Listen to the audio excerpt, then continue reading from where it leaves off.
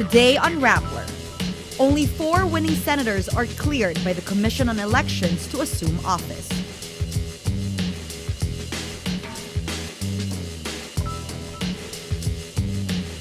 Nine United Nationalist Alliance members are set to join the majority bloc in the House of Representatives.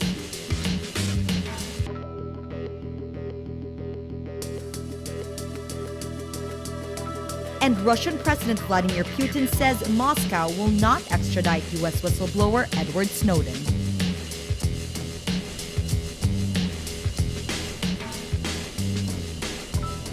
Hello, I'm Natasha Gutierrez sitting in for Maria Ressa. Welcome to Rappler, your social news network. Only 4 incoming senators are cleared by the Commission on Elections to assume office on June 30. As of Tuesday, Alan Peter Cayetano, Chiz Escudero, Grace Poe, and Cynthia Villar are deemed fully complied in the submission of their Statement of Election Contributions and Expenditures, or SOSE. All 4 senators-elect come from the administration slate Team Pinoy. The other 8 senators-elect yet to comply with campaign expense filings can only assume office if the Senate President will allow them. Senators-elect Bam Aquino of the Liberal Party, Gringo Honasan of the United Nationalist Alliance, and Lauren Legarda of the Nationalist People's Coalition have also fully complied with the requirements. But they cannot assume office until their parties submit all copies of receipts to its contributors and for its expenses. The last day of submission of SOSEs was on June 13. A penalty of 1,000 pesos is imposed per day of delay. COMELEC Commissioner Christian Robert Lim says they will write to the Senate President about the non-compliant senators-elect. COMELEC will wait until Saturday for the completion of requirements of the remaining 8 candidates. The 5 senators-elect who have not yet been cleared by COMELEC are Sonny Angara, Nancy Binay, JV Ejercito, Coco Pimentel, and Sonny Trillanes.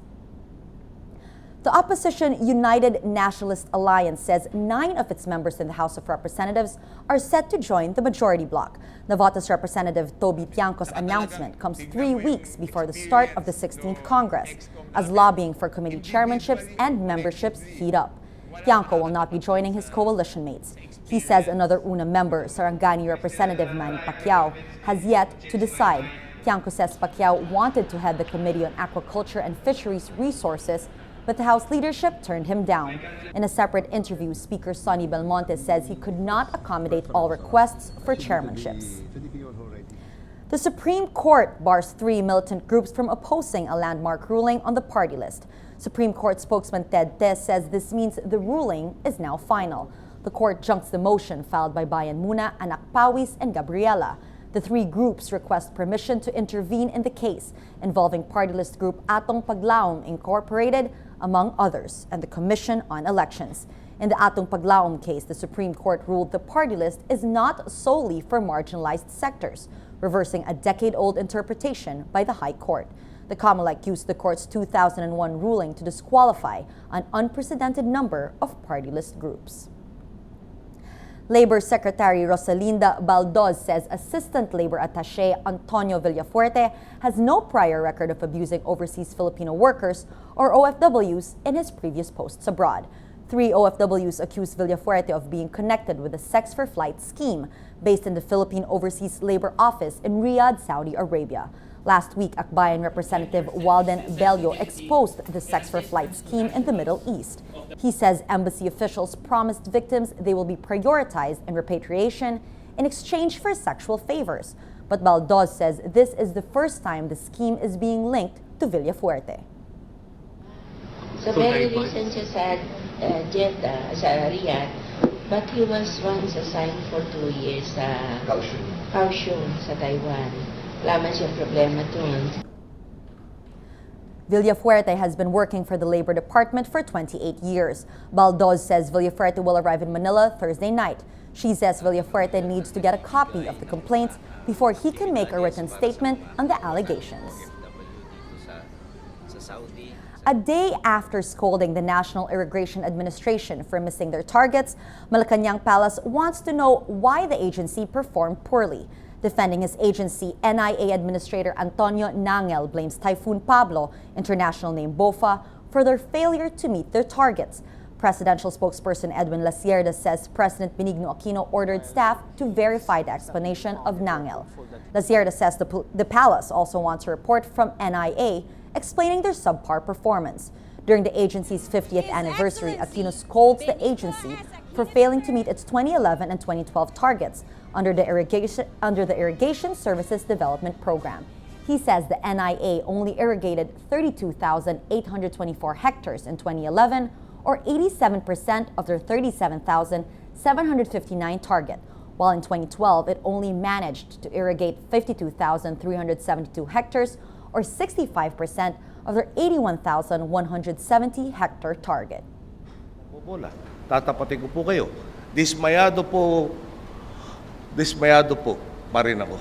Dahil hanggang ngayon, lumalabas, nakakarampot pa rin ang pagbabagong nangyayari sa National Irrigation Administration. Aquino urges the agency to improve their efforts and help farmers. Di pa po huli ang lahat. Sa inyong anibersaryo naway sumibol ang panibagong pagkakataon upang sama-sama nating mapalago ang kultura ng pagbabagong ating isinusulong sa tuwid na daan. The NIA is responsible for irrigation development and management and is mandated to provide farmers a sustainable irrigation service.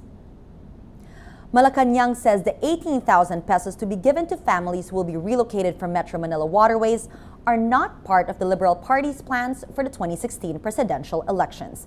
Deputy Presidential Spokesperson Abigail Valte defends Interior Secretary Mar Rojas from concerns the 20,000 families who will receive money for relocation would view it as doleouts.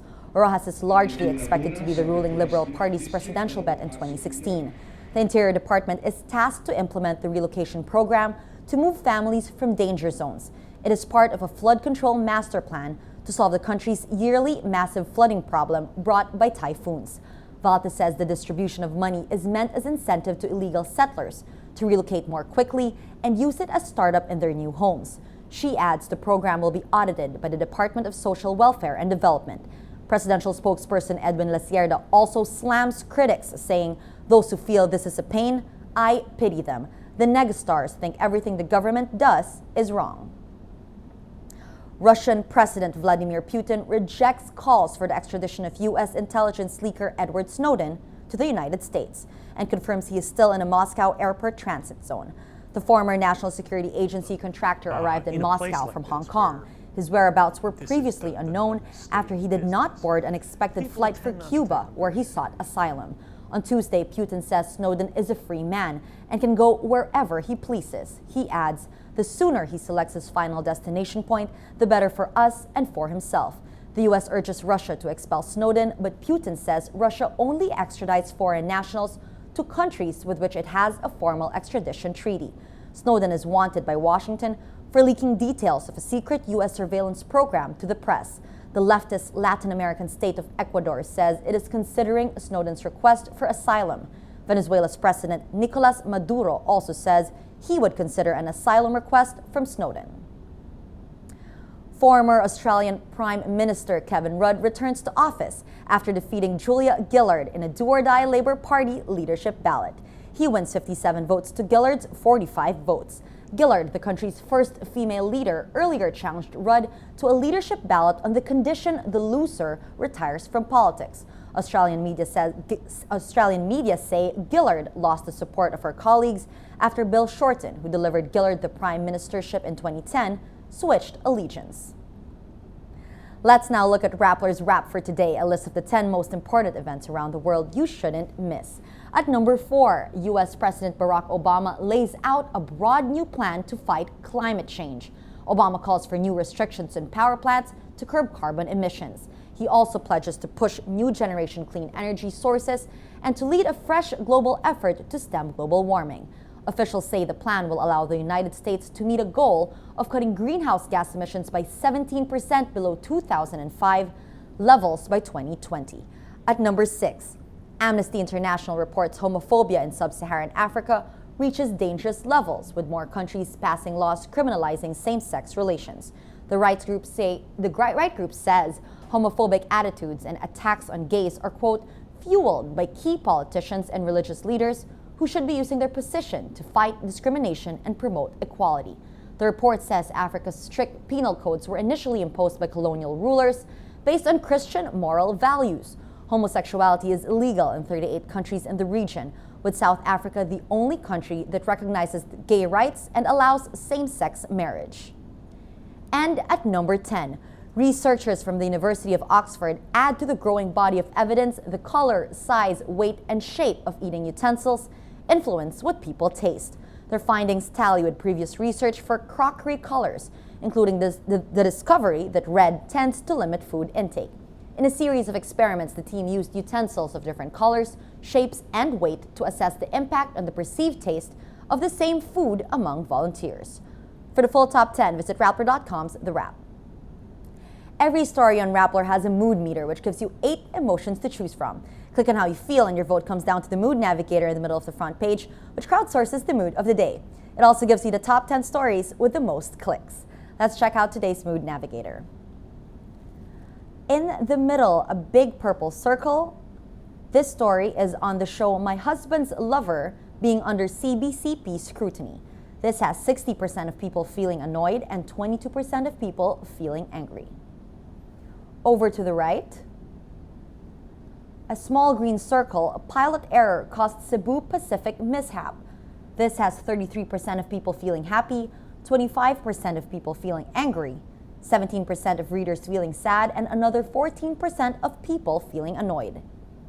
And on the left side, another green circle, Carlos Celdran appointed Manila tourism consultant. This has 76% of people feeling happy and 8% of people angry, and 2% of people feeling annoyed. All these stories contribute to the mood of the day. Today, most people are annoyed.